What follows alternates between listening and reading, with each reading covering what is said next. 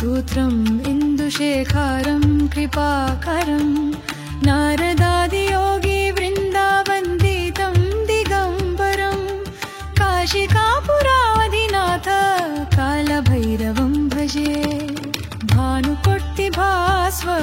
भवाब्धितारकं परं नीलकण्ठमीप्सितार्थदायकं त्रिलोकानं कालकालमम्बुज अक्षमक्षशूलमक्षरं काशिकापुराधिनाथ कालभैरवं भजे शूलतङ्कपाशदण्डपाण्यम् आदिकारण्यं श्यामकायमादिदेवम् अक्षरं निरामयं भीमविक्रमं प्रभुं विचित्रताण्डवप्रियं काशिकापुराधिनाथ कालभैरवं भजे भुक्तिमुक्तिदायकं प्रशस्तचारु विग्रहं भक्तवत्सलं स्थितं समस्तलोकविग्रहं वीणिक्वन्नन्मनुळिन हेमकिङ्किन्नीलसत्कत्तिं काशिकापुराधिनाथ कालभैरवं भजे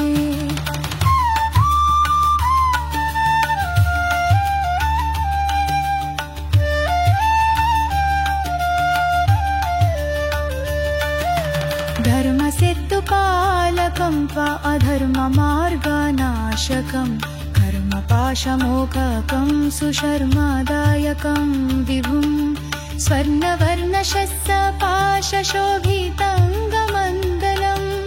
काशिकापुराधिनाथ कालभैरवं भजे रत्नपादुका प्रभाभिरामपादयुग्मकं नित्यम् अद्वितीयम् इष्टदैवतं निरञ्जनं मृत्युदर्पनाशनं करालदंष्ट्रमोक्षणं काशिकापुराधिनाथ कालभैरवं भजे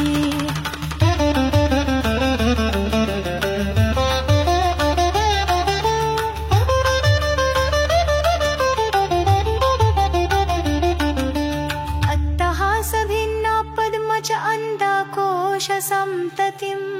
दृष्टिपातानस्तपापजालम् उग्रशासनम् अष्टसिद्धिदायकं कपालमालिकाधरं काशिकापुराधिनाथ कालभैरवं भजे भूतसंहनायकं विशालकीर्तिदायकं काशीवासलोक पुण्यपापशोधकं विभुं नीतिमार्गकोविदं पुरातनं जगत्पतिं काशिकापुराधिनाथ कालभैरवं भजे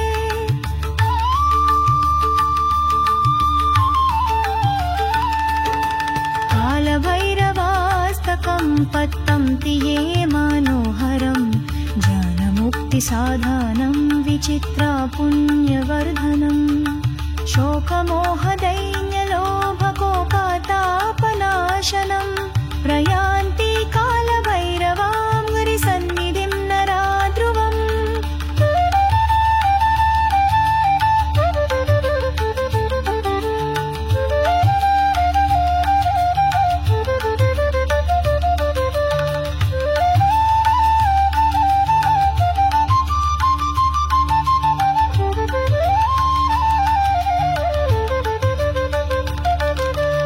इति श्रीमत्शङ्कराचार्यविराचितं कलभैरवाष्टकं साम्पू